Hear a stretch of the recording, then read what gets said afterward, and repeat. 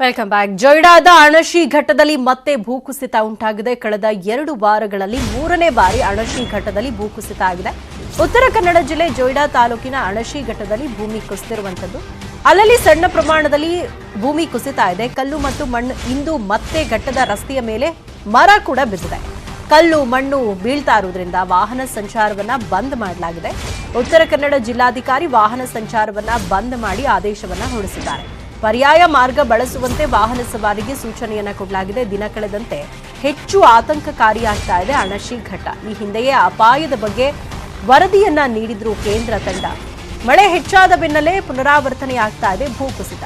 ಪದೇ ಪದೇ ಭೂಮಿ ಕುಸಿತ ಇರುವಂತದ್ದು ಮತ್ತೆ ಈ ಕಲ್ಲು ಮಣ್ಣು ಮಿಶ್ರಿತ ಮಣ್ಣೆಲ್ಲವೂ ಕೂಡ ರಸ್ತೆಗೆ ಬೀಳ್ತಾ ಇರೋದ್ರಿಂದಾಗಿ ವಾಹನ ಸವಾರರಿಗೂ ಕೂಡ ಒಂದು ರೀತಿಯಾದಂತಹ ಆತಂಕ. ಹಾಗಾಗಿ ಆ ರಸ್ತೆಯಲ್ಲಿ ಸಂಚಾರವನ್ನ ಬಂದ್ ಮಾಡಿ ಜಿಲ್ಲಾಧಿಕಾರಿಗಳು ಆದೇಶವನ್ನ ಹೊರಡಿಸಿದ್ದಾರೆ.